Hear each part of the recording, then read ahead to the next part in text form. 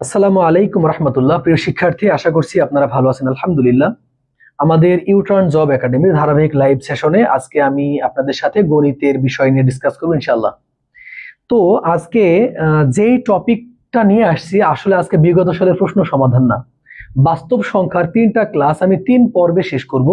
তার প্রথম পর্বটা শুরু হচ্ছে আজকে। আমার বিশ্বাস, যেহেতু আমি আমাকে দেখতে পাচ্ছি স্পষ্ট এবং ক্লিয়ার এবং শুনতে পাচ্ছি, সুতরাং আপনারাও আমাকে শুনতে পাচ্ছেন।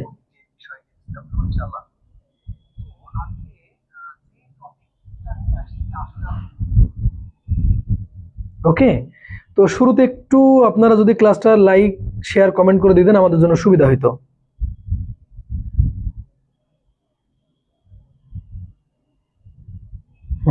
ওকে, তো আসুন আমরা ক্লাস নিয়ে শুরু করি। ক্লাসের শুরুতেই বলছি, যেহেতু লাইভ ক্লাস এবং যেহেতু ক্লাসটা নিব আমি একদম বেসিক থেকে, সুতরাং সময় না দিলে যদি শেষ পর্যন্ত ক্লাস না করেন তাহলে খুবই এলোমেলো লাগবে। তবে শুরু থেকে যদি ক্লাসটা করতে পারেন তাহলে আপনার ভালো লাগবে। এবং আপনি যদি কখনো আমার কাছে বাস্তব সংখ্যার প্রথম ক্লাস না করেন, ক্লাস শেষে আপনি এটা লিখবেন যে আপনি আজকে অনেক কিছু শিখছেন। হ্যাঁ, যাদের আমার প্রতি ভরসা আছে, আমি শুধু বলি আজকে বাস্তব সংখ্যার প্রথম ক্লাস করার পরে আমি আপনাকে এটা বোঝাবো যে আপনি অনেক কিছু শিখছেন। সুতরাং সময় লাগবে। লাইভে আসলে টপিক ভিত্তিক ক্লাস নিতে ভয় লাগে, কারণ স্টুডেন্ট এখানে ভাসমান। যখন আমরা বিগত সালের প্রশ্ন সমাধান করি তখন যে বিষয়টা ঘটে সেটা হচ্ছে প্রত্যেকটা প্রশ্নই এক একটা টুইস্ট। ওই টাইপের প্রশ্নগুলোই টিচাররা মূলত চুজ করেন। Definitely I am one of them. সুতরাং আজকে যদি সময় না দেন তাহলে পরে শেখানো আমার জন্য অনেক টাফ হবে। তো ক্লাসে জয়েন করছে রুনা আক্তার, মেঘলা মন, আনিকা বুশরা, অনেকদিন পর বোন। ওকে, হ্যাঁ, আচ্ছা। অমিত পরামানিক, অমিত ক্লাসে যোগদান করছো, খুব খুশি হয়েছি ভাই। আচ্ছা, ঠিক আছে। তো আসো আমরা শুরু করি, দেখা যাক কি হয়। তো আজকে আমরা যা পড়াবো তা হচ্ছে অঙ্ক বা ডিজিট। কি বললাম? অঙ্ক বা ডিজিট। ফাইন, আচ্ছা। তো আমরা এখন দেখবো যে আসলে অঙ্ক বা ডিজিট কাকে বলে। সেটা হচ্ছে যে সকল চিহ্ন বা প্রতীকের সাহায্যে হিসাব নিকাশ ও গণনার কাজ সম্পূর্ণ করা হয় তাকে অঙ্ক বা ডিজিট বলে। অর্থাৎ যেগুলা দিয়ে আমরা মূলত গণনা করে থাকি সেগুলাকে কি বলে? অঙ্ক বা ডিজিট বলে। এরপরে বলতেছে যে মোট অঙ্ক বা ডিজিট কতটি, তাহলে আমরা বলতে পারবো যে মোট অঙ্ক বা ডিজিট হচ্ছে 10টি। এইটা পরীক্ষায় আসছে এবং সামনেও পরীক্ষায় আসার ব্যাপক চান্স আছে। যদি কেউ বলে যে অঙ্ক কয়টা, তাহলে আমরা বলবো যে অঙ্ক হচ্ছে 10টা। আমার বিশ্বাস আপনারা বুঝতেছেন। ফাইন, আচ্ছা। এখন প্রশ্ন হচ্ছে কোন 10টা? সেই 10টা হচ্ছে 0, তারপরে 1, 2, 3, 4, 5, 6, 7, 8 আর এই যে 9। অর্থাৎ 0 থেকে 9 পর্যন্ত, 0 থেকে 9 পর্যন্ত এই 10টাকে বলা হচ্ছে অঙ্ক। তাহলে কেউ যদি প্রশ্ন করে যে মোট অঙ্ক কয়টা, তাহলে আমরা বলবো মোট অঙ্ক হচ্ছে 10টা। কোন 10টা? সেই 10টা হচ্ছে 0 থেকে 9 পর্যন্ত। এখন এইখানে আমি একটা কথা লিখে রাখছি যে সিঙ্গেল ডিজিট সমান অঙ্ক। কেন লিখে রাখছি? কারণ 0 থেকে 9 পর্যন্ত যারা আছে সবাই হচ্ছে সিঙ্গেল। তাহলে সিঙ্গেল হইলেই আমরা কি বলবো? অঙ্ক। তবে ব্যতিক্রম আছে, একটু পরে শেখাচ্ছি। এরপরে যে বিষয়টা অনেক ইম্পর্টেন্ট সেটা হচ্ছে অঙ্ক আসলে কয় প্রকার। আমরা দেখতে পাচ্ছি যে অঙ্ক 2 প্রকার। সেই 2 প্রকার কি কি? তার মধ্যে একটা হচ্ছে সার্থক, একটা হচ্ছে সাহায্যকারী। এখন আমরা এটাই দেখবো যে আসলে সার্থককে বা কেন আমরা সার্থক বলবো, সাহায্যকারীকে বা কেন আমরা সাহায্যকারী বলবো। বুঝছি? মৌসুমী খাতুন, মুনতাহা হাসান স্যার, আসমাউল হুসনা, ওয়ালাইকুম আসসালাম। ইতু শেয়ারডান, মুনতাহা মুন, ওয়ালাইকুম আসসালাম। বোন কেমন আছো? ওকে, হয়েছে।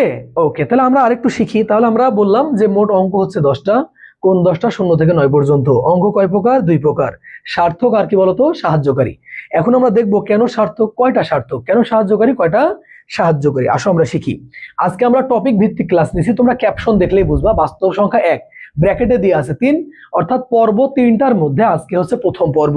আমার বিশ্বাস দেখলে অনেক কিছু শিখবা। ফাইন, ওকে। এরপরে আমরা এখন দেখবো যে সার্থক অঙ্ক কাকে বলে। সার্থক অঙ্ক কাকে বলে এটা আমরা দেখব। তো বলছে যে সকল অঙ্কের নিজস্ব মান বিদ্যমান এবং স্বয়ংসম্পূর্ণ, নিজের মান প্রকাশের জন্য এদের অন্য কোনো কিছুর সাহায্যের প্রয়োজন হয় না, তাকে সার্থক অঙ্ক বলে। এখন সার্থক অঙ্ক কয়টা? সার্থক অঙ্ক 9টা। সেই 9টা কোন 9টা? 1 থেকে 9 পর্যন্ত। তাহলে এখন দেখো 1, তারপরে 2, 3, 4, 5, তারপরে 6, তারপরে 7, তারপরে 8 আর হচ্ছে 9। এই 1 থেকে 9 পর্যন্ত এই অঙ্কগুলা নিজের মান নিজেরাই প্রকাশ করতে পারে, কারো সাহায্যের দরকার হয় না। যেমন একটা মার্কার মানে একটাই মার্কার, 9 জন স্টুডেন্ট মানে 9 জন স্টুডেন্ট, 5টি আপেল মানে 5টি আপেল, 3টি বিড়াল মানে 3টাই বিড়াল। অর্থাৎ 1 থেকে 9 পর্যন্ত যারা আছে এই 9টা হচ্ছে সার্থক অঙ্ক, কারণ এরা নিজের মান নিজেরা প্রকাশ করতে পারে। এখন আমি আপনাকে শেখাবো সাহায্যকারী, এটা 1 না এটাও 2 হবে, ফাইন। আচ্ছা, কারণ যেহেতু আমরা বলছি যে অঙ্ক 2 প্রকার, সার্থক আর কি বলুন তো, সাহায্যকারী, তার মানে এইটা আসলে হবে কত বলুন তো, 2 হবে, ফাইন। এখন সাহায্যকারী অঙ্ক কোনটা আমরা শিখবো, আমরা নিশ্চয়ই বুঝে গেছি 10টা অঙ্ক ছিল 0 থেকে 9, তার মধ্যে 1 থেকে 9 হচ্ছে সার্থক অঙ্ক, তাহলে অবশ্যই 0 হচ্ছে সাহায্যকারী অঙ্ক। কেন সাহায্যকারী এটা আমরা এক্সপ্লেনেশন এখন দিব। সেটা হচ্ছে যে সকল অঙ্কের নিজস্ব মান নেই, নিজের মান প্রকাশের জন্য সার্থক অঙ্ক বা সংখ্যার সাহায্য নিতে হয়, তাকে সাহায্যকারী অঙ্ক বলে। এরপর আমরা কি বলতেছি, যে শূন্যকেই সাহায্যকারী অঙ্ক বলে, ফাইন। এখন দেখেন যে সকল অঙ্কের নিজস্ব মান নেই, তো যার নিজস্ব মান নেই তাকে আমরা কেন সাহায্যকারী বলবো? সাহায্যকারী আমরা তখন বলবো যখন সে অন্যকে সহযোগিতা করে, কি করতে, ভালো কিছু করতে, ফাইন। দেখি আমরা, তো আমরা দেখুন এই যে আমি লিখলাম যে 1, এটার মান কিন্তু 1। এখন যদি তার সাথে একটা 0 লাগাই দিই তাহলে কিন্তু হয়ে যাবে 10। তাহলে 1 কে 10 করতে কে সহযোগিতা করলো? 0। এই যে ধরুন যে আমি লিখলাম যে 3, এরপর একটা দিলাম 0, তাহলে 3 কে 30 করতে কে সহযোগিতা করলো? 0।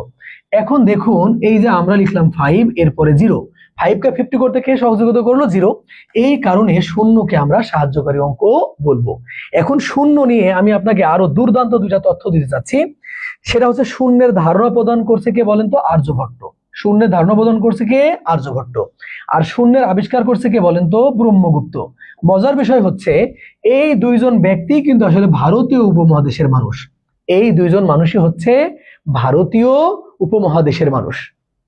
এখন যদি প্রশ্ন আসে যে শূন্যের ধারণা প্রদান করছে কে, তাহলে আমরা বলবো আর্যভট্ট। শূন্যের আবিষ্কার করছে কে, তাহলে আমরা বলবো ব্রহ্মগুপ্ত। প্রশ্ন আসছে কোন মহাদেশ শূন্য সম্পর্কে প্রথম ধারণা প্রদান করে, তখন আমরা কি বলবো? ভারতীয় উপমহাদেশ। আমার বিশ্বাস আপনারা বুঝতেছেন, হ্যাঁ? আচ্ছা, এ ধরনের ক্লাসগুলো নিতে গেলে না পেইড ব্যাচে সব থেকে ভালো। আমার তো প্রচুর ভয় লাগে, কারণ স্টুডেন্টের সময় কম। আমি শুধু বলি এই ক্লাসটা কেউ শেষ পর্যন্ত করলে ও বলবে যে অনেক কিছু শিখছে, হ্যাঁ, কিন্তু ওইরকম মানুষ কই, আমাদের তো ধৈর্য একদম কম, তাই না? তারপরেও যদি আমি দেখি শেষ পর্যন্ত যে ভাই বোনগুলা দেখছে, আমি শুধু এতটুকু বলবো, আমি আপনাদেরকে অনেক কিছু শিখাবো ইনশাআল্লাহ, ফাইন, ওকে। এখন আমরা পড়বো এই আর্যভট্ট এই লোকটাকে আর এই ব্রহ্মগুপ্ত এই লোকটাকে, এই 2টা মানুষ সম্পর্কে আমরা এখন পড়বো। তো চলুন আমরা দেখি আর্যভট্ট সম্পর্কে আমরা পড়ি। তো বলছে আর্যভট্ট হলেন ভারতীয় উপমহাদেশের একজন বিখ্যাত গণিতবিদ। তিনি ভারতের কেরালা রাজ্যের কুসুমপুরে জন্মগ্রহণ করেন। তিনি নালন্দা বিশ্ববিদ্যালয় থেকে গণিত এবং দর্শন শাস্ত্রে জ্ঞান লাভ করেন। এখন দেখুন এই নালন্দা বিশ্ববিদ্যালয় কি শুনবেন? নালন্দা বিশ্ববিদ্যালয় হচ্ছে পৃথিবীর প্রাচীনতম বিশ্ববিদ্যালয়। এই নালন্দা বিশ্ববিদ্যালয় প্রতিষ্ঠিত হয়েছিল 5ম শতকে। তাহলে এইখান থেকে আমরা 2টা তথ্য পেয়ে গেলাম। পৃথিবীর প্রাচীনতম বিশ্ববিদ্যালয়ের নাম হচ্ছে নালন্দা বিশ্ববিদ্যালয় এবং নালন্দা বিশ্ববিদ্যালয় 5ম শতকে প্রতিষ্ঠিত। আমার বিশ্বাস আমার ভাই বোনগুলা বুঝছে, ফাইন, ওকে। এখন এই যে আর্যভট্ট এই মানুষটা আমাদের জন্য কি করলো, চলো আমি তোমাদেরকে শর্টকাটে শিখাই। তাহলে আমরা দেখবো যে গণিতে তার অবদান, অর্থাৎ গণিতে আর্যভট্টের অবদানটা কি। প্রথম অবদানটা হচ্ছে তিনি শূন্যের ধারণা প্রদান করছেন। আর 2 নম্বর অবদানটা হচ্ছে a + b হোল স্কয়ার, অর্থাৎ a² + 2ab + b² এই সূত্রে ধারণা প্রদান করেন। এই ব্যাপারটা তোমাদেরকে একটু জ্যামিতি আকারে দেখাই, জ্যামিতি আকারে তোমরা একটু দেখো, আমার বিশ্বাস তোমাদের ভাল লাগবে, ফাইন, ওকে। ওকে, আচ্ছা, এখন দেখো আমরা বললাম এটা a আর এটা হচ্ছে b, এটা হচ্ছে a আর এটা কি বলতো? b। এখন যদি a আমরা গুণ করি তাহলে আমাদের হবে a²। এবার যদি এই এটা আর এই বিটা আমরা গুণ করি তাহলে কিন্তু আমরা এখানে কি লিখতে পারবো? ab। আবার এই এটা আর এই বিটা যদি এখানে আমরা লিখি তাহলে আমরা গুণ করলে বলতে পারবো ab। আর আমরা যদি b আর এই b আমরা গুণ করি তাহলে কিন্তু আমাদের হবে b²। এখন যদি এটাকে আমরা যোগ করি তাহলে a² প্লাস এই যে 2ab প্লাস হচ্ছে b²। এই টাইপের বর্গের একটা ধারণা প্রদান করছিলেন আর্যভট্ট। আমার বিশ্বাস তোমরা বুঝতেছো, ফাইন, ওকে।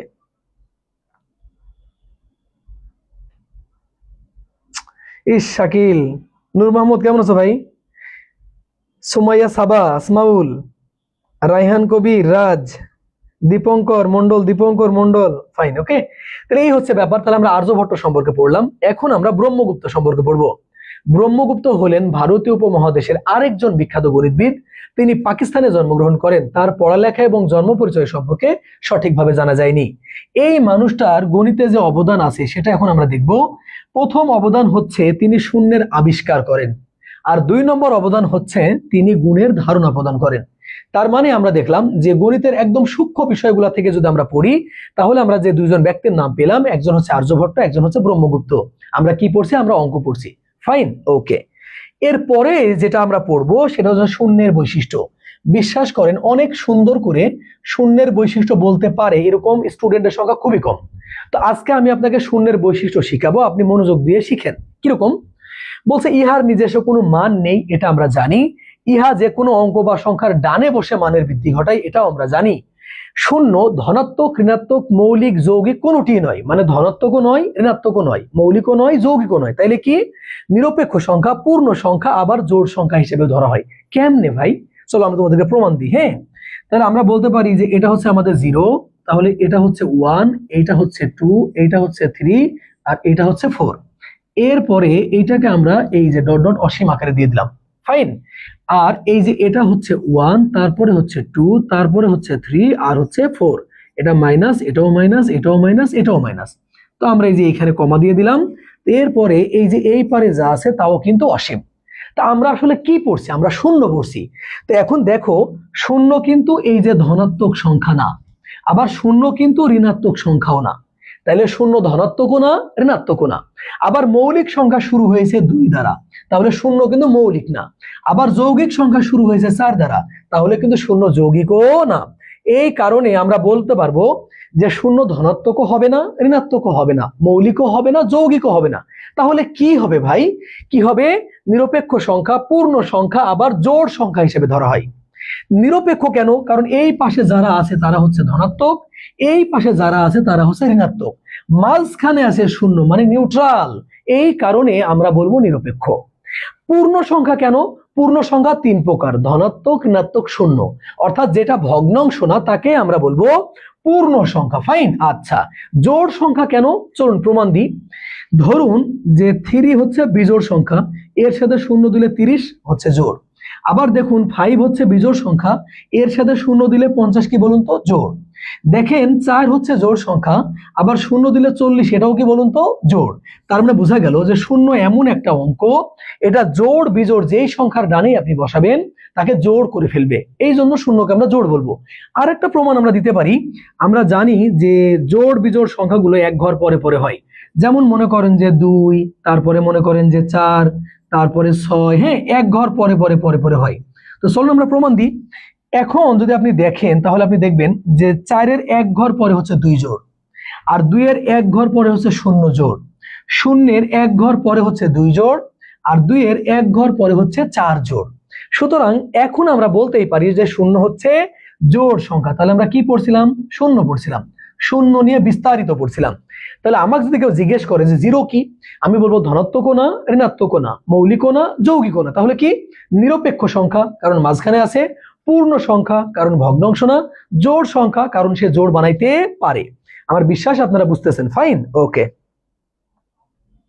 নাসরিন, জান্নাত জান্নাত, ওকে। ক্লাস করো, শেষ পর্যন্ত অনেক কিছু শিখবা। জাস্ট এতটুকু আমি বলে রাখলাম, কারণ বাস্তব সংখ্যার প্রথম ক্লাস এটা। ফাইন, ওকে। তো এবার আমরা যেটা শিখবো সেটা হচ্ছে শূন্য নিয়ে আরো যত কথা, বা শূন্যের ধর্ম। সত্যি বলতে কি, শূন্যের ধর্ম নিয়ে আমাদের অনেক পড়াশোনা করা উচিত, কারণ শূন্যের ধর্মগুলা থেকেও প্রশ্ন আসছে। তো শূন্যের আমরা 5টা ধর্ম পড়বো। বলছে শূন্যের অনেকগুলো ধর্ম থাকলেও এখানে আমরা মূলত শূন্যের 5টি ধর্ম নিয়ে আলোচনা করব। অনেক ধর্ম আছে, কিন্তু আজকে আমরা 5টা ধর্ম নিয়ে আলোচনা করব। তার মধ্যে 1 নম্বর ধর্ম হচ্ছে এই যে এইটা। কি বলছে? বলছে অঙ্ক বা সংখ্যার সাথে শূন্য যোগ বিয়োগ করলে সেই সংখ্যাটি পাওয়া যায়। যেমন আমরা যদি 2 এর সাথে শূন্য যোগ করি তাহলে কিন্তু সেটা 2 হবে। আবার যদি আমরা 2 থেকে শূন্য বিয়োগ করি তাহলে কিন্তু সেটা কত হবে? 2 হবে। তাহলে আমাদের একটা ধর্ম পড়া হইলো। এবার যদি আমরা 2 নম্বর ধর্মটা পড়ি, বলছে যে কোনো অঙ্ক বা সংখ্যাকে শূন্য দ্বারা গুণ করলে গুণফল সর্বদা শূন্য হবে। তো আমরা যদি এই যে 2 কে শূন্য দ্বারা গুণ করি তাহলে ফলাফল কিন্তু শূন্য। আবার এটা যদি আমরা 500 কেও শূন্য দ্বারা গুণ করি তাও কিন্তু ফলাফল কত হয়ে যাবে? শূন্য। তাহলে আমরা 5টা ধর্ম পড়বো। তার মধ্যে আমাদের প্রথম ধর্মটা পড়লাম, যোগ বিয়োগ করলে ওটাই হবে। আমাদের 2 নম্বর ধর্ম পড়লাম, যে গুণ করলে পারে শূন্য হয়ে যাবে। ফাইন, ওকে। এরপরে যেই ধর্মটা আছে সেটা হচ্ছে মূলত 3 নম্বর ধর্ম, আর এইটা হচ্ছে 4 নম্বর ধর্ম, আর এইটা হচ্ছে 5 নম্বর ধর্ম। তো শূন্যকে কোনো অঙ্ক বা সংখ্যা দ্বারা ভাগ করলে ভাগফল সর্বদাই কি হবে? শূন্য হবে। এই যে আমরা শূন্যকে যদি আমরা কোনো অঙ্ক বা সংখ্যা দ্বারা ভাগ করি তাহলে ফলাফল কত হবে? শূন্য। বিশ্বাস করেন, এর পরটা দেখেন, আগের বার বললো যে শূন্যকে, কি বলছে বলেন তো? বলছে যে শূন্যকে কোনো অঙ্ক বা সংখ্যা দ্বারা ভাগ করলে। আর এবার কি বলছে শুনবেন? কোনো অঙ্ক বা সংখ্যাকে শূন্য দ্বারা ভাগ করলে। তাহলে আমরা যদি এভাবে লিখি যে 5/0, তখন কিন্তু সেটা হয়ে যাবে অসীম বা অসংজ্ঞায়িত। কি বললাম? যে কোনো অঙ্ক বা সংখ্যাকে যদি শূন্য দ্বারা ভাগ করলে তার কোনো অর্থ থাকে না, অর্থাৎ অসংজ্ঞায়িত বা অসীম। এখানে আমি আপনাকে আর একটা সুন্দর করে তথ্য দিয়ে রাখি, সেটা হচ্ছে শূন্যকে যদি আমরা শূন্য দ্বারা ভাগ করি তাহলে সেটা হবে অনির্ণেয়। কি হবে বলুন তো? অনির্ণেয়। এটাও প্রিভিয়াস কোশ্চেন। এখন 5 নম্বর ধর্ম হচ্ছে যে ভিত্তির উপর পাওয়ার শূন্য হলে তার মান হবে 1। সাপোজ মনে করেন যদি আমরা বলি যে 5⁴, তাহলে এটার মান কত হবে বলুন তো? 1। তাহলে আমরা কয়টা ধর্ম শিখলাম? আমরা শূন্যের 5টা ধর্ম শিখলাম। ফাইন, হ্যাঁ। আতিয়া সুলতানা, হুমায়রা, আখি, আসমাউল হুসনা, হ্যাঁ, ওকে ফাইন। 1400 পদে আবেদনকারী, 11 লক্ষ চাকরি প্রার্থী, ওরে সরকারি চাকরি, কে এম সাইফুল্লাহ সজীব, তাই না? ওকে ফাইন, ওকে। এই হচ্ছে ব্যাপার। এখন তোমাদেরকে আরেকটা কথা বলবো, সেটা হচ্ছে অঙ্কের ব্যতিক্রম আছে। তাহলে আমি কিন্তু অঙ্কই পড়াচ্ছি, যারা প্রথম থেকে ক্লাস করছো অনেক কিছু তুমি শিখবা। আমি বলছিলাম র্যান্ডমলি ক্লাস করলে ভাই আজকে আমি কিছু শিখাইতে পারবো না, কারণ আজকে প্রশ্ন সমাধান না, আজকে একদম বাস্তব সংখ্যার প্রথম ক্লাস পড়াচ্ছি। অফলাইনে পড়ালে আমি আজকে দিয়েই শুরু করি, অনলাইনেও আজকের এটা দিয়ে শুরু করি। ফাইন। তো বলছে যে নোট, এই নোটটা অনেক ইম্পর্টেন্ট হবে, আমরা একটু মনোযোগ দিব। সেটা হচ্ছে যে অঙ্ককে যে কোনো উপায়ে ব্যবহার করলে উহা সংখ্যা হয়ে যায়। অর্থাৎ অঙ্কের আগে পরে উপরে নিচে কিছু থাকলে সেটা সংখ্যা হয়ে যায়। আগেও হইতে পারে, পরেও হইতে পারে, উপরেও হইতে পারে, নিচেও হইতে পারে। যদি কোনো কিছু ব্যবহার করি কি হয়ে যাবে? সংখ্যা। তো আমি একটু দেখাই। তা আমি একটু আগে কি বললাম যে সিঙ্গেল হইলে আমরা বলবো অঙ্ক। ফাইন, মনোযোগ দিয়ে আমরা ধরো যে আমি লিখলাম 5, বলো তো এটা কি? তোমরা বলবা যে এটা হচ্ছে অঙ্ক। কিন্তু আমি যদি তার আগে একটা দশমিক দিয়ে দিই তাহলে কিন্তু আর অঙ্ক থাকবে না, তখন এটা কি হয়ে যাবে? সংখ্যা হয়ে যাবে। তার মানে অঙ্কের আগে কিছু ব্যবহার করছি, সিঙ্গেল হওয়া সত্ত্বেও কি হয়ে গেছে?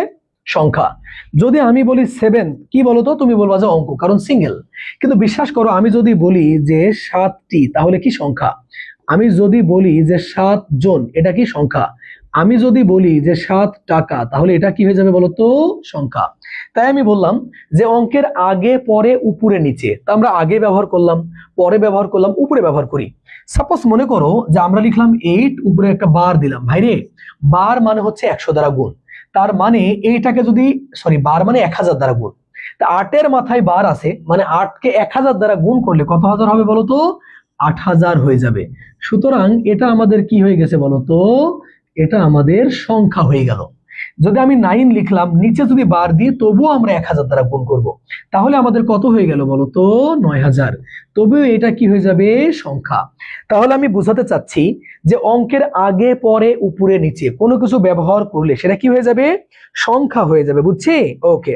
তানভীর আহমেদ, কেমন আছো ভাইয়া? ওয়ালাইকুম আসসালাম। ওকে, আচ্ছা। তাহলে ভাই আমাদের অঙ্ক পড়া হয়ে গেল। আমি যা পড়ালাম এর বাইরে তুমি অঙ্কের কোনো প্রশ্ন পাবা না। কয় মিনিট পড়ালাম বলতো? আমি 7:30টায় শুরু করছি, 7:30টায় শুরু করছি, এখন বাজছে 50। তার মানে এই টুকা যদি কেউ পড়ে তাহলে আমার বিশ্বাস তার অঙ্ক নিয়ে কোনো সমস্যা থাকবে না। যেই অঙ্ক আমি শিখালাম এই অঙ্ক আমরাও করি, ভারত করে, পাকিস্তান করে, ইউরোপ, আমেরিকা, সারা পৃথিবী করতেছে এই অঙ্ক, যেহেতু আমি 1 2 3 4 5 করে লিখছি। কিন্তু আর একটা অঙ্ক আছে ভিন্ন সভ্যতার, যেইখান থেকে বর্তমান সময়ে বাংলাদেশের বিভিন্ন পরীক্ষার প্রশ্ন হচ্ছে, সেই অঙ্কটাও আমরা আজকে শিখবো। সেই অঙ্কটা কি বলতো? রোমান সংখ্যা। সেই অঙ্কটা কি বলো? রোমান সংখ্যা। বিশ্বাস করো, রোমান সংখ্যা নিয়ে তুমি আমাকে 5-7 মিনিট সময় দাও, অনেক মজা করে অনেকগুলো তথ্য আমি তোমাদেরকে দিচ্ছি। কি বলছে? যে রোমান পদ্ধতিতে গণনা এবং হিসাব নিকাশ করার জন্য যে সকল সাংকেতিক চিহ্ন বা প্রতীক ব্যবহার করা হয় তাকে রোমান হরফ বলে। এরপরে প্রশ্ন হচ্ছে রোমান হরফ কয়টি? আমরা দেখতে পাচ্ছি যে রোমান হরফ 7টি। রোমান হরফ কয়টা বলতো? রোমান হরফ 7টা। তাহলে কেউ যদি প্রশ্ন করে যে মোট অঙ্ক কয়টা, তাহলে আমাকে বলতে হবে মোট অঙ্ক হচ্ছে 10টা। রোমানদের অঙ্ক কয়টা, তখন আমরা বলবো রোমানদের অঙ্ক হচ্ছে 7টা। প্রশ্ন হচ্ছে কোন 7টা? আসো আমরা শিখি। তো দেখো, এই যে আই, এটার মানে হচ্ছে 1, আর ভি এইটার মানে হচ্ছে কত বলতো 5, আর এক্স এইটার মানে হচ্ছে কত বলতো এই যে 10। এই তিনটা মোটামুটি আলহামদুলিল্লাহ আমাদের অনেকেই পারে। এবার নতুনগুলা শিখো। দেখো, এল মানে হচ্ছে 50, আর সি মানে হচ্ছে 100 সেঞ্চুরি, আর ডি মানে হচ্ছে 500, আর এম মানে হচ্ছে 1000। এম মানে কত বলতো 1000। তাহলে রোমান হরফ হচ্ছে 7টা। আই মানে 1, ভি মানে 5, এক্স মানে 10, এন মানে 50, সি মানে হচ্ছে সেঞ্চুরি 100, ডি মানে 500, এ মানে কত বলতো 1000। ফাইন, ওকে। হুমায়রা, মিম রহমান, মিম কেমন আছো বোন আমার? তুমি তো ভাইয়াই বলবো, আমি জানি তো। হুম, ওকে। তাইলে এখন রোমান হরফ যা শিখলা এইটুকা দিয়ে তো হবে না, আরো শিখতে হবে। চলো আমরা শিখি। তো বলছে যে রোমান হরফের উপর বার চিহ্ন দিলে, তার মানে এই বারের যে ব্যবহার, এই বারের ব্যবহারটা হচ্ছে আসলে রোমানদের। তো বলছে যে রোমান হরফের উপর বার চিহ্ন দিলে তাকে 1000 দ্বারা গুণ করতে হয়। সাপোজ মনে করো যে ভি এর মাথায় বার দিলা, তাহলে এখন দেখো ভি মানে 5, আর বারের কারণে গুণ করব কত দ্বারা 1000 দ্বারা, তাহলে আমাদের এইটার আনসার কত হবে বলতো 5000। ফাইন। এবার যদি আমরা লিখি এক্স এবং এক্স এর মাথায় একটা বার দিই, তাহলে হচ্ছে এক্স মানে 10 গুণিত 1000 দ্বারা গুণ করব, তাহলে আমাদের আনসার হচ্ছে 10,000। কত হাজার বলো? 10,000। তাহলে বুঝতে পারলা যে বারের ব্যবহারটা কারা প্রথম করছিল? রোমানরা করছিল। ফাইন, ওকে। আমরা আরো শিখবো। এবার আরেকটু মজার বিষয় শিখবো, তুমি শিখো আগে। বলতেছে কি যে রোমান হরফের ব্যবহার। রোমান হরফের ব্যবহার জানো আমরা কেন ক্লাস নিচ্ছি? তোমাদেরকে ফ্লেভার গুলা টেস্ট করাতে চাচ্ছি, আর আমরা নিজেদের প্রমাণ করতে চাচ্ছি। এখন প্রমাণ করার জন্য আমি রেডি, তুমি ক্লাস না করলে কি করব? বুঝছি, ওকে। ওকে, এখন কি বলছে দেখো, বলছে রোমান হরফের ব্যবহার কিভাবে ওরা ব্যবহারটা করে। তো বলছে বৃহত্তম সংখ্যাবাচক বর্ণের পূর্বের বর্ণ ছোট থাকলে, মানে পূর্বেরটা যদি ছোট হয়, বৃহত্তম সংখ্যা থেকে ছোট সংখ্যাটি বিয়োগ করতে হবে। চলো আমি তোমাদেরকে দেখাই। দেখো, এই যে আই এক্স, এটা মানে যে 9 আমরা সবাই জানি, কিন্তু কিভাবে হয়েছে শুনবা। এক্স মানে হচ্ছে 10, আর বৃহত্তম সংখ্যার পূর্বেরটা ছোট, ওটা হচ্ছে 1, তাহলে বিয়োগ করলে কত হবে বলো তো 9।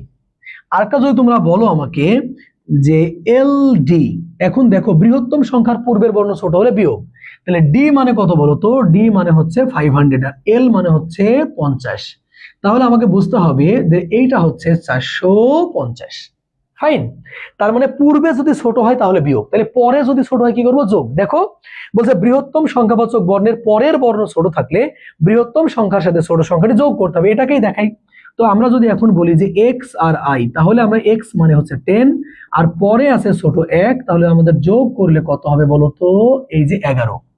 আবার যদি ওটা করো, যদি আমরা বলি যে ডি এল, তাহলে দেখো ডি মানে হচ্ছে 500, আর এল মানে হচ্ছে 50, তাহলে আমাদের যোগ করলে হবে 550। আমার বিশ্বাস তোমরা বুঝতেছো। ফাইন, ওকে।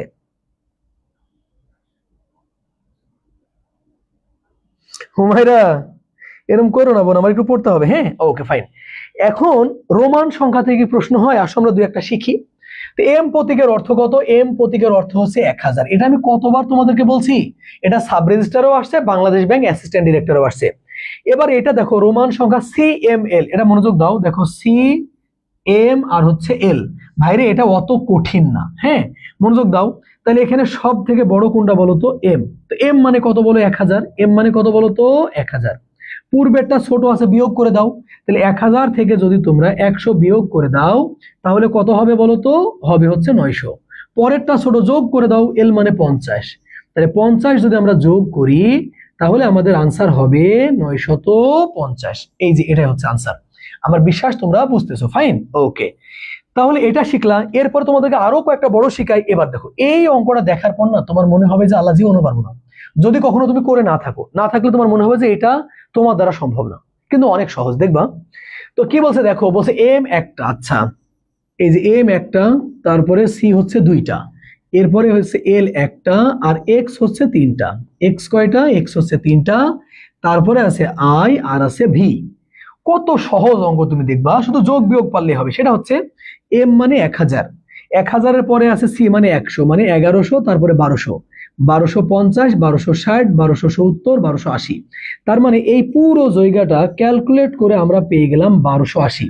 মনে রাখবা যদি সিকোয়েন্স ব্রেক হয় তাহলে ওকে আলাদা করে নিতে হবে, অর্থাৎ সিকোয়েন্স ব্রেক হলে এটা আলাদা করে আমরা নিব। এই আই ভি সমান যে 4 এটা আমরা সবাই জানি, তাহলে যোগ 4, তাহলে আমাদের আনসার হবে 1284। 1284, এই দেখো এটাই হচ্ছে আমাদের কাঙ্ক্ষিত আনসার। আমি আবারও তোমাকে বলি, যদি সিরিয়াল ব্রেক হয় তাহলে আমরা আলাদা করে নিব। বুঝতে পারছো না? আমি আরেকবার বোঝাচ্ছি। তো হাইলাইট পেন দিয়ে দেখাই, তোমার একটু সুবিধা হবে। হ্যাঁ, ওকে, দেখো এম মানে হচ্ছে 1000 আর 100, 1100, 1200, 1250, 60, 70, 80, তার মানে আমরা পেয়ে গেলাম 1280। সিরিয়াল ব্রেক করছে, আলাদা করে যোগ করলাম 4, যোগ করলে হবে 4, 1284। আমার বিশ্বাস তোমরা বুঝতেছো। চলো আমরা আরো দুই একটা করি। ফাইন, এবার যেটা আছে এইটা দেখো, এইটা বা আরো বড়, তোমার মনে হবে আল্লাহ এর কি অবস্থা। তাহলে এখানে এম আছে কয়টা শুনবা? 3টা। তাহলে এম আছে হচ্ছে পারে 3টা, এরপরে একটা আছে ডি, তারপরে সি, তারপরে সি, তারপরে আছে এল, এক্স, আর আছে এক্স, ভি, আর হচ্ছে আই, আর হচ্ছে আই। জাস্ট যোগ করতে পারলেই হবে। 1000, 2000, 3000, 3500, 3600, 3700, 3750, 3760, 3770, 3775, 3776, 3777। তাহলে আনসার হবে 3777, যেটা আছে আমাদের অপশন কতে। এখন দেখো যেটা দেখে তুমি ভয়ে পালাইতা, ওইটা দেখে কিন্তু তোমার এখন আগ্রহ হচ্ছে যে না এখন আসলে পারবো, এরকম মনে হচ্ছে, বলো তাই না? ইন্দাদুল কেমন আছো ভাইয়া? ক্লাস দেখতেছো? ফাইন, হ্যাঁ, আচ্ছা। তো এই গেল তোমার হচ্ছে এটা। আর একটা দেখো, এইটা তোমাদের ভুল হইতে পারে বা তোমরা ভুল ভাবে ক্যালকুলেশন করতে পারো। কিরকম ক্যালকুলেশন করতে পারো? মনে করো যে এক্স আই আর হচ্ছে এক্স, অনেকে মনে করবে যে এটা সমান হচ্ছে 11 আর এইটুকা হচ্ছে 10, তাহলে 11 আর 10 যোগ করলে কত হয়ে যাবে? 21, এবং আনসার হচ্ছে এইটা। কিন্তু বিশ্বাস করো এটা হচ্ছে রং, তোমার এই ক্যালকুলেশন হয়নি। তাহলে এটা নিয়ম কি? এইটার নিয়ম হচ্ছে যদি সিরিয়াল ব্রেক করে তাহলে ওকে আলাদা করে নিতে হবে। ফাইন, এই যে। তো দেখো আগে আমরা এখন বলতে পারবো যে এক্স মানে হচ্ছে 10, তাই আমরা এখানে কত লিখলাম? 10। আর এই জায়গাটা সমান কত আমরা শিখছি? 9, তাহলে যোগ করলাম 9 সমান হচ্ছে 19। এটাই হচ্ছে আসলে অ্যাবসলিউট আনসার, যেটা আছে আমাদের অপশন খতে। এখন আমি তোমাকে বলি, তোমাকে যে আমি অঙ্ক শিখাচ্ছি, আমি আমাদের অঙ্ক শিখালাম, তারপরে গোটা বিশ্বের অঙ্ক শিখালাম, তারপরে তোমাকে রোমানদের অঙ্ক শিখালাম। যদি স্বীকার করো এটা বলবা যে রোমানদের সম্পর্কে তোমরা খুব কম জানতা, রোমানদের সম্পর্কে তোমরা খুবই কম জানতা। ফাইন, তো তোমাদেরকে রোমানদের অঙ্কটা আমি শিখানো হয়ে গেল। এরপরে তোমাকে আমি আরেকটা জিনিস শিখাবো, খুবই মজার একটা জিনিস, সেটা হচ্ছে গণিতের বিশেষ সংখ্যা। তো গণিতের বিশেষ সংখ্যা কয়টা, এইটা পরীক্ষায় আসার ব্যাপক সম্ভাবনা আছে। মোট অঙ্ক কয়টা? 10টা। তারপর রোমানদের অঙ্ক কয়টা যদি জিজ্ঞেস করে তাহলে আমরা বলবো যে 7টা। যদি বলে গণিতের বিশেষ সংখ্যা কয়টা, তাহলে আমরা দেখো গণিতের বিশেষ সংখ্যা 5টা। তো বলছে গণিতের বিশেষ সংখ্যা হিসেবে 5টি সংখ্যাকে ধরা হয়। সেই 5টা কোন সংখ্যা? একটা হচ্ছে 0, এরপরে হচ্ছে 1, তারপর হচ্ছে আই, তারপরে হচ্ছে পাই, আর আরেকটা হচ্ছে ই। তাহলে 0, 1, আই, পাই, ই। এখন এভাবে পড়লে কি হবে? এভাবে পড়লে হবে না, এর প্রত্যেকটার এখন ব্যাখ্যা শিখাবো। কিরকম? যে শূন্য দিয়ে আমরা লিখে রাখছি ডান, শূন্য দিয়ে আমরা কি লিখে রাখছি? ডান। কেন বলতো? আরে ভাই শূন্য নিয়েই তো এতক্ষণ পড়ালাম, তাহলে শূন্য নিয়ে আর কিছু পড়ার থাকে? তাই আমি লিখে দিয়েছি যে আগেই আলোচনা করা হয়েছে, আশা করছি আপনার শূন্য নিয়ে কোনো সমস্যা নেই। সাহায্যকারী অঙ্ক, যে সকল অঙ্কের নিজস্ব মান নেই, নিজের মান প্রকাশের জন্য সার্থক অঙ্ক বা সংখ্যার সাহায্য নিতে হয়, তাকে সাহায্যকারী অঙ্ক বলে। শূন্য সাহায্যকারী অঙ্ক, এই শূন্য নিয়ে এতটুকুই, প্রচুর আলোচনা করছি আমি শূন্য নিয়ে, ক্লাসের শুরুতে গেলেই বুঝতে পারবা। এখন আমরা পড়বো 1 নিয়ে। 1 হলো সৃষ্টির আদি সংখ্যা, গণনার একক, প্রথম বিজোড় সংখ্যা। 1 মৌলিক যৌগিক কোনোটি নয়, তবে স্বাভাবিক সংখ্যার ক্ষুদ্রতম সদস্য 1, এটা প্রিভিয়াস কোশ্চেন। স্বাভাবিক সংখ্যার ক্ষুদ্রতম সদস্য কত? 1, এটা প্রিভিয়াস কোশ্চেন। এরপরে তোমাকে আমি শেখাবো আই। আই সমান ইমাজিনারি নাম্বার। কি বললাম বলো? আই সমান কি? Imaginary number. ফাইন, ওকে। তো বলছে যেখানে আই স্কোয়ার সমান -1, এই জায়গাটা কিন্তু খুব ইম্পর্টেন্ট, এই জায়গাটা, সেটা হচ্ছে অঙ্ক করতে গেলে লাগবে। তাহলে আই সমান ইমাজিনারি নাম্বার, যেখানে আই স্কোয়ার সমান -1, যে সকল সংখ্যার বাস্তবে কোনো অস্তিত্ব নেই, যা কেবল কল্পনা করা যায়, তাকে অবাস্তব সংখ্যা বা আনরিয়েল নাম্বার বলে। লিওনার্দো অয়লার এত সালে অবাস্তব সংখ্যা আবিষ্কার করছেন। এখন প্রশ্ন হচ্ছে ভাই, অবাস্তব সংখ্যা চেনার উপায় কয়টা? অবাস্তব সংখ্যা তো বুঝলাম, দেখতে কেমন, চেনার উপায় কয়টা? তো দেখো লিখে দিয়েছি যে অবাস্তব সংখ্যা চেনার উপায় হচ্ছে দুইটা। কোন দুইটা? যে রুট চিহ্নের মধ্যে মাইনাস থাকলে, সাপোজ মনে করো যে √9, আর একটা হচ্ছে √8। তাহলে বোঝা গেল যে রুট চিহ্নের মধ্যে যদি মাইনাস থাকে তখন সেটা আমরা বলবো অবাস্তব সংখ্যা। আর একটা চেনার উপায় আছে যে অঙ্ক বা সংখ্যার সাথে আই লেটার যুক্ত থাকবে। কিরকম? সাপোজ মনে করো আমরা 5 লিখলাম, এর সাথে এই যে একটা আই। সাপোজ মনে করো যে আমরা 7 লিখলাম, তার সাথে একটা জুড়ে দিলাম আই। তাহলে আমরা দুই ভাবে চিনতে পারবো যে এটা অবাস্তব সংখ্যা কিনা। একটা হচ্ছে যদি রুট চিহ্নের মধ্যে মাইনাস থাকে তখন আমরা বলবো অবাস্তব সংখ্যা, আর যদি অঙ্ক অক্ষর বা অঙ্ক বা সংখ্যার সাথে আই লেটার থাকে তখন আমরা বুঝবো অবাস্তব সংখ্যা। তাহলে আমরা 0 পড়লাম, 1 পড়লাম, আই পড়লাম, এখন আমরা পাই পড়বো। বলতেছে কি, ও আচ্ছা এখন অবাস্তব সংখ্যা নিয়ে আমি কেন পড়বো? এই জন্যই পড়বা যে বিসিএস আসছে।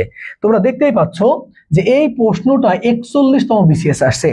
বিশ্বাস করো বিসিএস যখন 41তম হচ্ছিল, ম্যাক্সিমাম এই অঙ্কটা যারা জানে না অন্তত 95% পোলাপান ভুল আনসার দিয়ে আসছে, এবং ভুল আনসার দেওয়ার সময়তে সে ধরেই নিয়েছে এটা 100% সঠিক। কি করছে যে -8 আর -2 যদি আমরা গুণ করি তাহলে আমাদের হবে +16, আর 16কে যদি রুট করি 4 তাহলে আনসার হচ্ছে ক। দিস ইজ অ্যাবসলিউটলি রং, কারণ অবাস্তব সংখ্যাকে নিয়ে বাস্তব সংখ্যার মতো কোনোভাবেই চিন্তা করা যাবে না। ফাইন, ওকে, চলো আমরা দেখি তাহলে কি বলবো। তাহলে আমাদের এখানে বলা আছে √8 আর গুণিত √2। এখন আমরা কি লিখতে পারি? এটাকে √1 গুণিত 8। আবার আমরা লিখতে পারি যে -1 গুণিত 2। এখন আমরা কি জানি যে i² সমান -1, তাহলে আমরা বলতে পারবো যে i² × 8। ফাইন, আর গুণিত আমরা কি বলতে পারবো? i² × 2। ফাইন, আমরা জানি যে স্কোয়ার রুট কেটে যায়, তাহলে আইটা ফ্রি হয়ে গেল, থাকলো কত? 8। আবার আইটা ফ্রি হয়ে গেল, থাকলো কত? 2। তাহলে আমরা যদি এখন আই আর আই গুণ করি তাহলে কিন্তু আমাদের হবে i²। কি হবে? i²। এবার আমরা বাস্তবের মতো গুণ করতে পারবো, 8 × 2 = 16। তাহলে i² মানে হচ্ছে -1, আর 16কে রুট করলে হবে 4, তাহলে আমাদের আনসার হবে -4। এই -4টাই ছিল সঠিক আনসার, এবং যেটা আছে আমাদের অপশন গতে। এই কারণে আমরা মোটামুটি অবাস্তব সংখ্যা পড়ছি। ফাইন, ওকে, বুঝলা কিনা বলো একটু? ইতু রোমানদের অঙ্ক আজ ফার্স্ট করলাম, বলো কেমন শিখলাম? জসিম কেমন আছিস ভাই? ফিরোজ মাহমুদ, ইতু বলো রোমানদেরটা কেমন শিখলাম? ওকে, আমার যারা পেড ব্যাচের স্টুডেন্ট অনেকেই ক্লাস করছে, তারা রোমানদের সম্পর্কে অনেক আগেই জানে। এই রোমান আমি অনেক আগেই শিখাইছি। ফাইন, ওকে ওকে, ফাইন। তাহলে এখন আমরা যেটা শিখবো সেটা হচ্ছে পাই নিয়ে বিশ্বাস করো একটু ক্লিয়ার কনসেপ্ট হওয়া দরকার। কিরকম? যে পাই আবিষ্কার করেন উইলিয়াম জোনস। তাহলে পাই আবিষ্কার করছে কে? William Jones. 14ই মার্চ বিশ্ব পাই দিবস। এরপরে বলছি পায়ের মান 3.1416, যা একটি অমূলদ সংখ্যা। এরপরে যা লিখছি ব্যাপার না, পড়ে নিবা তোমরা। পাই সম্পর্কে তোমাকে 3টা তথ্য আমি খুব সুন্দর করে শিখাইতে চাচ্ছি। সেটা হচ্ছে পায়ের মান যদি বলে 3.1416 অসীম তাহলে হবে অমূলদ, আর পায়ের মান যদি কখনো বলে যে 22/7 তখন কিন্তু আমরা বলবো মূলদ, কারণ পৃথিবীর সকল ভগ্নাংশই হচ্ছে মূলদ সংখ্যা। আর যদি শুধু পাই বলে তাহলে বলবো অমূলদ। তাহলে 3টা কথা কত গুরুত্বপূর্ণ। পায়ের মান যদি অসীম আকার হয় অর্থাৎ 3.1416 অসীম তাহলে হবে অমূলদ, পায়ের মান যদি 22/7 হয় তাহলে হবে মূলদ, আর পায়ের মান যদি শুধু পাই বলে তাহলে আমরা বলবো অমূলদ। আমার বিশ্বাস পাই নিয়ে তুমি বুঝতেছো। তাহলে পাই আবিষ্কার করে উইলিয়াম জোনস, 14ই মার্চ বিশ্ব পাই দিবস। ফাইন, আর এটা লিখেই দিয়েছি, এই যে এখানে পায়ের মান কি? এটা যা একটি কি সংখ্যা? অমূলদ সংখ্যা। আমার বিশ্বাস তোমরা বুঝতেছো। এখন আমি তোমাদেরকে শিখানোর আগে আমি 4টা কথা বলি, কয়েকটা জিনিস মুখস্থ করে নিবা। সেটা হচ্ছে √2 এর মান কত? √2 এর মান হচ্ছে 1.414, আর √3 এর মান কত? এটা কিন্তু অসীম আকার, কিন্তু 1.73r2। আর পায়ের মান যদি জিজ্ঞেস করে তাহলে আমরা বলবো 3.1416, আর যদি এর মান জিজ্ঞেস করে 2.718281। এই 4টা বিষয় অবশ্যই মুখস্থ করবা। মুখস্থ করাকে আমি বলি যে এটিএম, অর্থাৎ একটা না মুখস্থ। বুঝছি? ওকে, জান্নাত, ওকে। রিপা, ভালো আছি।